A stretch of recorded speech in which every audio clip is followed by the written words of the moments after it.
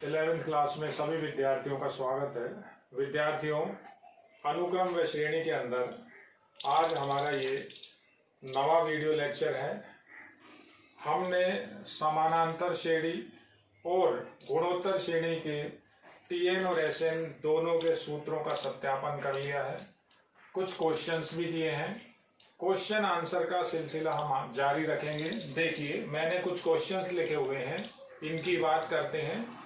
आपको ये क्वेश्चन आपकी जो नई बुक है उसके अंदर ये मिलेंगे, तो मैंने यहाँ क्वेश्चन का क्रम नहीं डाला है, ये चीज आपको नोट्स में मिल जाएगी। देखिए क्वेश्चंस किस तरह से करने हैं।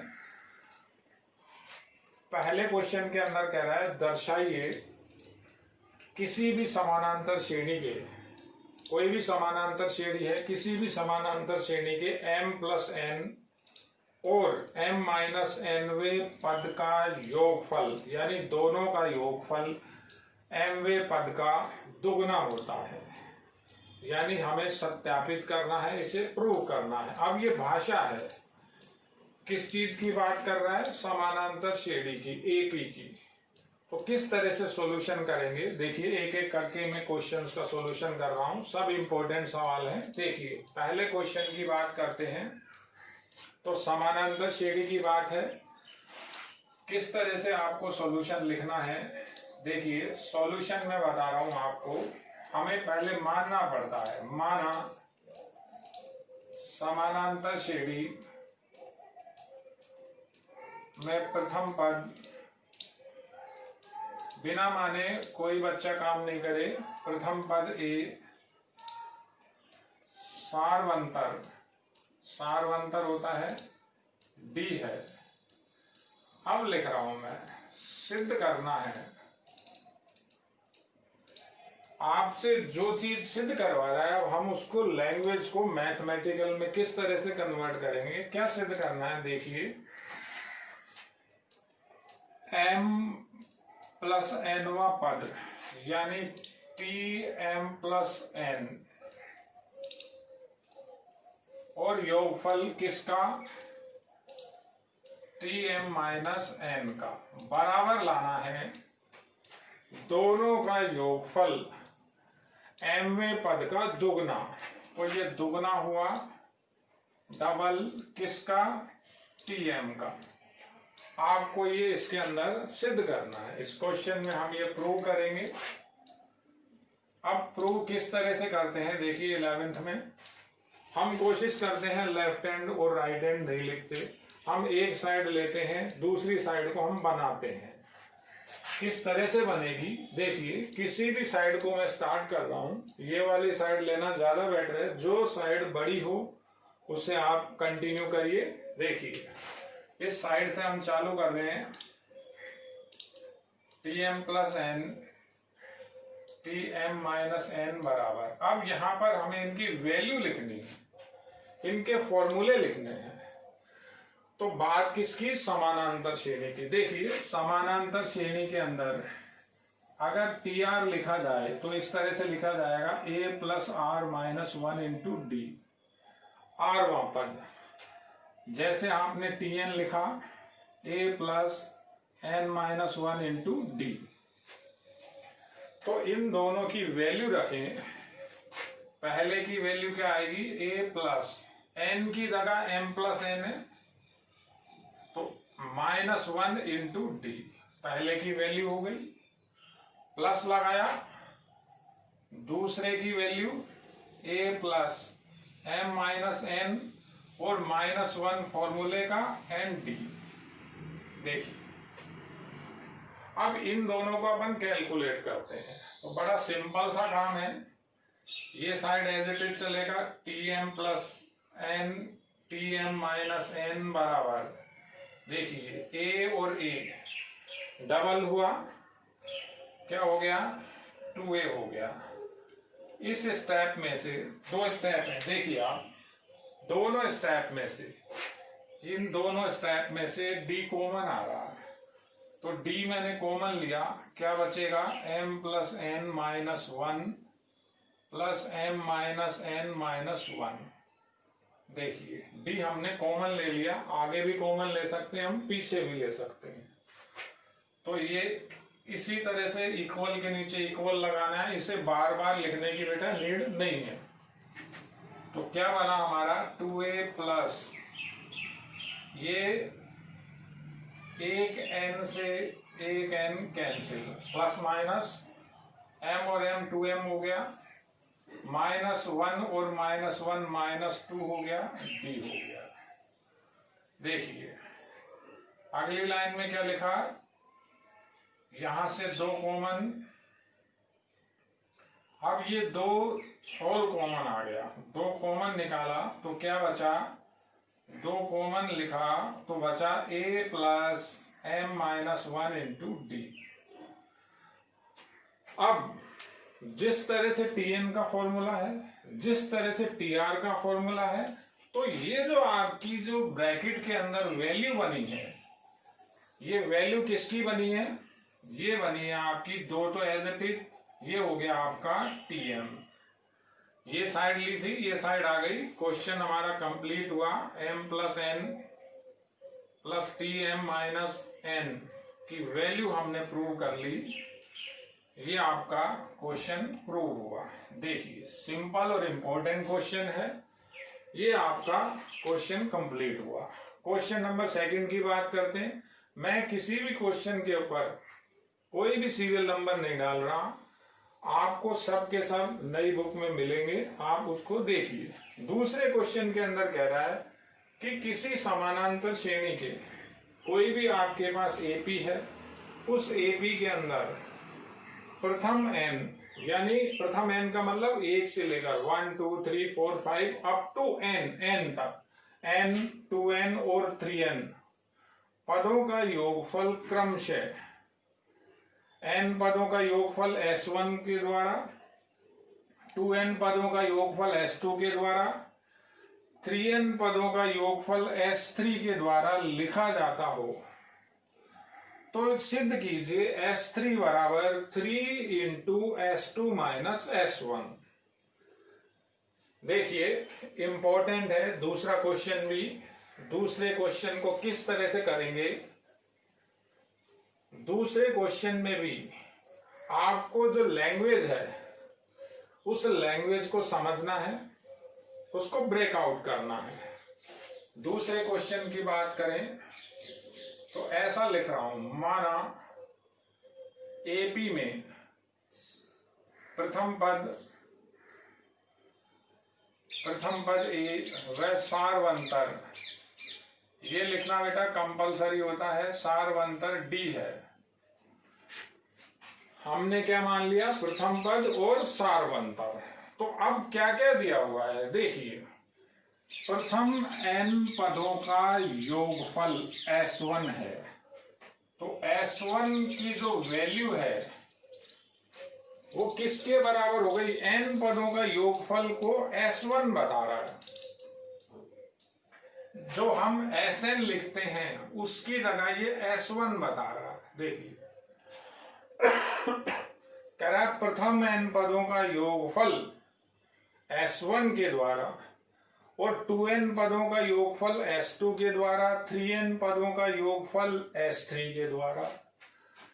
तो ये S1 है, S2 की वैल्यू दे रखी है S2n, S3 को बता रहा है वो S3n। ऐसा आपको गिवन है, ये आपको दिया हुआ है। जो बच्चा इस लैंग्वेज को समझता है तो वो क्वेश्चन कर लेगा बेटा। क्वेश्चन में आप लैंग्वेज को समझिए, लैंग्वेज का जो महत्व होता है वो बहुत जरूरी है। तो ये आपको गिवन है। अब हम बेसिक फॉर्मूले लगाएंगे। हमारे पास Sn के लिए सूत्र है, हमारे पास Sn के लिए क्या सूत्र बना हुआ है, देखिए Sn की वैल्यू होती है n/2, 2a plus n minus 1 into D. ये Sn की वैल्यू होती है किसके अंदर, AP के अंदर। तो पहला तो Sn ही है, तो Sn की वैल्यू हो गई n/2, 2a plus n minus 1 into D. अब S2 की वैल्यू S2n है, तो n की जगह क्या हो जाएगा, 2n हो जाएगा इसमें।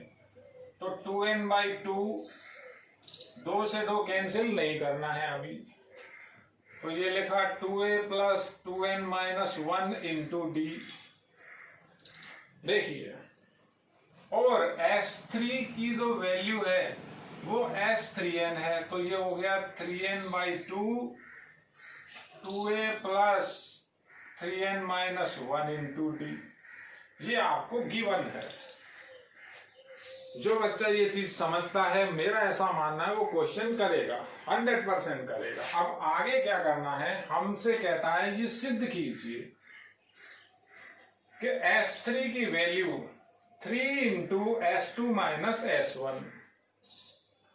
तो मैं किसी भी साइड को ले सकता हूं, मैं बड़ी साइड से स्टार्ट करता हूं। देखिए क्या करेंगे, यहां से स्टार्ट कर रहे हैं 3 × S2 - S1 इक्वल। अब वैल्यू पुट करनी है आपको। क्या करना है, ये जो मान यहां लिखे हुए हैं इसमें से S2 और S1 का मान यहां रखना है। देखिए 3 बाहर चल रहा है, ब्रैकेट लगाया, S2 की वैल्यू ये रही, ये आपका S2 है, ये आपका S1 है। तो लिख रहा हूं 2n/2, 2 से 2 कैंसिल इसलिए नहीं कर रहा, ये n/2 कॉमन लूंगा, इसी ब्रैकेट के अंदर लिख रहा हूं। देखिए 2a + ये S2 की वैल्यू रख रहा हूं यहां से, 2a + 2n - 1 × d माइनस, ये तो S2 लिखा, अब S1 लिखना है। तो S1 ये रहा n/2, 2a + n - 1 × d, ये एक ब्रैकेट और ये दूसरा ब्रैकेट। देखिए हमने क्या किया है, केवल एक साइड के अंदर 3S2 - S1, S2 और S1 की वैल्यू रखी है। अब इसे सिंपल कैलकुलेट करेंगे। कैसे करेंगे, 3S2 - S1 = देखिए बेटा n/2 यहां भी है, n/2 यहां भी है। एक बार कॉमन लेता हूं, तो कॉमन क्या हो जाएगा, 3 तो बाहर है, 3n/2 हो जाएगा। तो यहां से n/2 कॉमन आया था, 2 बच गया था, n/2 तो बाहर आ गया, 2 को अंदर इंटू कर रहा हूं, तो ये हो जाएगा 4a + ये 2 इसमें भी जाएगा, ये हो जाएगा 4n - 2 × d माइनस। देखिए n/2 तो कॉमन आ गया, माइनस से इंटू करें तो आता है 2a - n - 1 × d। देखिए बेटा, तो 3 × S2 - S1 की वैल्यू आई 3n/2। हमें लाना क्या है, हमें S3 लाना है। तो S3 ये रहा, देखिए आपको ये बनाना है। तो 3n/2 चाहिए, वो तो आ गया। अब क्या और चाहिए, 4a है, ये 2a है माइनस का, तो 2a बचा। यहां से इन दोनों ब्रैकेट्स में से फिर d कॉमन आ गया, ये d कॉमन ले लिया। देखिए जिस साइड में था उसी साइड में कॉमन ले लिया, तो क्या बचा, 4n - 2, ये d कॉमन आया, ये माइनस को अंदर लेके जाएंगे तो माइनस का n प्लस का 1 हो जाएगा। अल्टीमेटली क्या बनेगा, 3S2 - S1 = 3n/2, 2a plus, देखिए 4n है, ये -n है, 3n बच गया, माइनस के 2 हैं, प्लस का 1 है, -n × d। अब देखिए, अब ये इक्वेशन को देखिए आप, ये S3 की वैल्यू है, आप लिख दीजिए 3S2 - S1 = S3। किससे आया, बाय 1, इसको 1 डाल दीजिए। ये आपका क्वेश्चन प्रूव हुआ। इस तरह से आपको वहां बेटा क्वेश्चंस करने हैं। समझिए बहुत सिंपल क्वेश्चन है, केवल लैंग्वेज को समझिए, क्वेश्चन आपके शानदार बनेंगे। और जो आपके बेसिक फॉर्मूले हैं अपन अभी उन्हीं के ऊपर क्वेश्चन कर रहे हैं। देखिए ये क्वेश्चन दूसरा है, इसके बाद एक क्वेश्चन और लिखा हुआ है इस क्वेश्चन के अंदर कह रहा है कि यदि किसी समानांतर श्रेणी में कोई 3 संख्याएं ज्ञात कीजिए। कहता है कोई भी समानांतर श्रेणी है उसमें वो 3 संख्याएं ज्ञात कीजिए जिनका योगफल 24 हो और गुणनफल 440 हो। अब कितनी संख्याएं बतानी है? 3। कैसे लेते हैं 3 संख्याएं? अब आप समझिए, बहुत इंपॉर्टेंट क्वेश्चन है ये भी। देखिए, समानांतर श्रेणी के अंदर कोई भी 3 संख्याएं किसी भी तरीके से ली जा सकती हैं। समानांतर श्रेणी में कोई भी 3 संख्याएं किसी भी तरीके से ले सकते हैं। समानांतर श्रेणी होती क्या है? देखिए एक बार, a प्लस डी, यहां देखिए a plus D, a plus 2d, a plus 3d, a plus 4d, ये एक समानांतर श्रेणी है। 3 संख्याएं कोई सी भी लें, ये पहली, दूसरी, तीसरी, चौथी, पांचवी, 3 लेनी है आपको। और ये थोड़ा सा सवाल है, 3 क्रमागत है। ये किताब में लिख नहीं रहा, मैं इसमें थोड़ा सा करेक्शन कर रहा हूं। 3 क्रमागत संख्याएं लेनी है आपको। तो कोई बच्चा ये 3 भी ले सकता है, कोई चाहता है तो ये 3 ले सकता है, कोई चाहता है तो ये 3 ले सकता है, कोई चाहता है तो आगे की 3 ले सकता है। अब मान लेते हैं, आपने थोड़ा सा समझने की बात है, मान लेते हैं किसी भी बच्चे ने ये तीनों संख्याएं ले ली, शुरू की तीनों ही संख्याएं ले ली। अब जब योग करेंगे तो 24 बताता है। इनका योग देखिए, a plus D plus a plus 2d, ये संख्याएं ली, योग 24। ये आपको क्या हुआ है? गिवन है, दिया हुआ है। तो अब इसमें दिक्कत क्या आई? जब योग किया तो 3a प्लस 3d की वैल्यू 24 हो गई। अब ना तो a का मान निकलेगा ना d का निकलेगा। तो इसका क्या तरीका है? अगर इस a के पीछे की देखें, ऐसा नहीं है a के पीछे कोई संख्या नहीं है, a के पीछे की संख्या है a माइनस डी। ये भी समानांतर श्रेणी है। समानांतर श्रेणी कैसे बताई थी आपको बेटा? कि हर स्टेप पे जब अपन आगे चलते हैं तो d जुड़ता जाता है। देखिए, इसमें d जोड़े ये आता, इसमें एक d ऐड हो रहा है।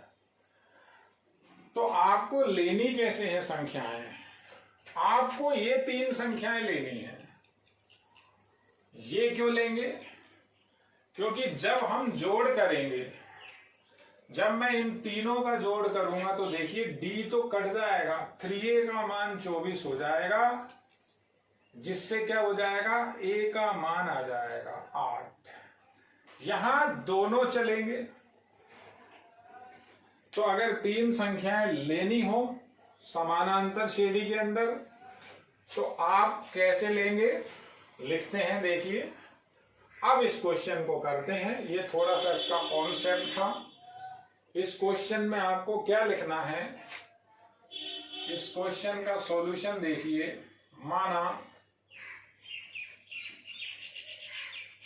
3 क्रमागत संख्याएं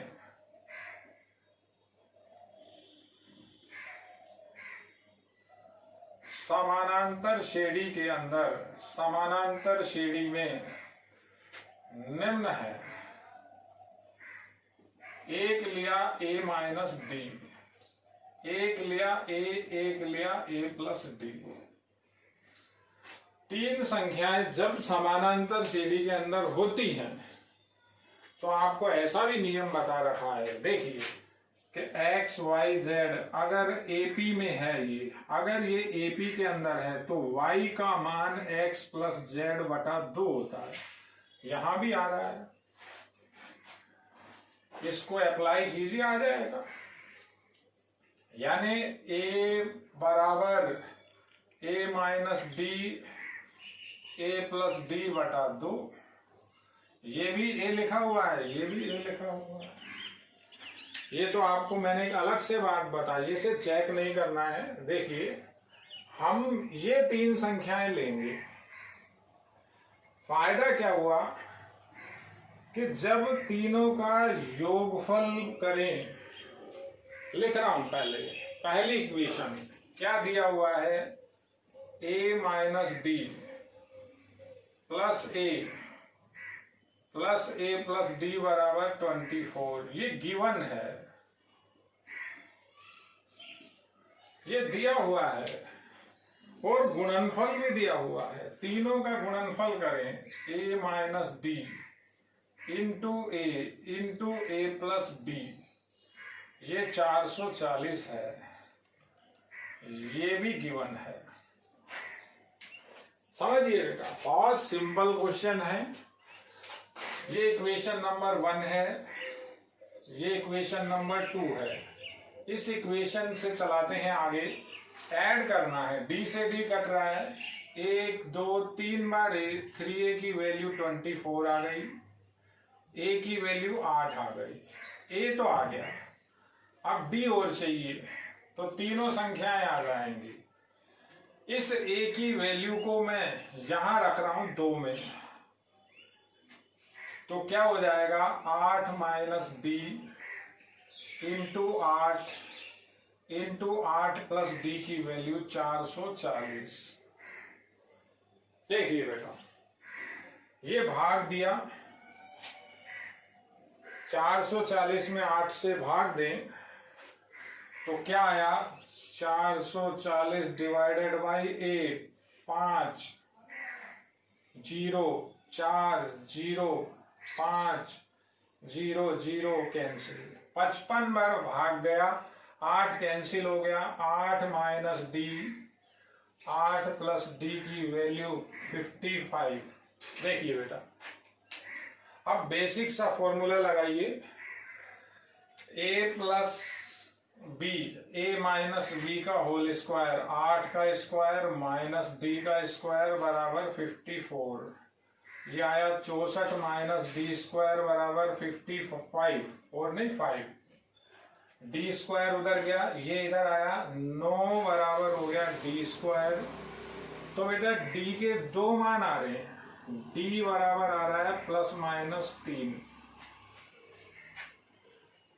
देखिए अब d के 2 मान हैं तो 2 एपी बनेंगे। कैसे बनेंगी, देखिए लास्ट में क्या आंसर देना है। हमने ये एपी मानी हुई है 3 संख्याएं, तो 3 संख्याएं, तो जो 3 संख्याएं हैं कौन कौन सी होंगी, a का मान तो 8 है, 8 माइनस एक बार d की वैल्यू 3 लेते हैं, एक बार d की वैल्यू -3 लेंगे, 2 है तो 2 है तो 2 समानांतर श्रेणी आएंगे, आने तो एक बार 3 लिया, ये 8 लिखा, ये 8 + 3 लिखा, तो एपी में 3 संख्याएं कौन कौन सी आई, पहली हो गई 5, फिर हो गई 8 और फिर हो गई 11। देखिए एपी ही है। अब दूसरी बना लेते हैं, दूसरा भी तो मान है d का। अब लिखें, या वे 3 संख्याएं या दूसरी 3 संख्याएं 8 - -3 कोमा 8 8 प्लस -3, अब 11 पहले, फिर 8 फिर 5, तो एपी में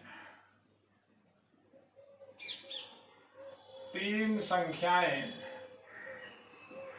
देखिए ये भी एपी है, वो भी एपी है, इस एपी के अंदर d की वैल्यू 3 है, इसके अंदर d की वैल्यू -3 है। आपको इस तरह से क्वेश्चंस करने हैं बेटा। मैंने आज 3 क्वेश्चन किए हैं, तीनों क्वेश्चन को आप देखिए। ये हमारा नवा वीडियो लेक्चर है और हम नवा चैप्टर पढ़ रहे हैं, अनुक्रम व श्रेणी। धन्यवाद बच्चों।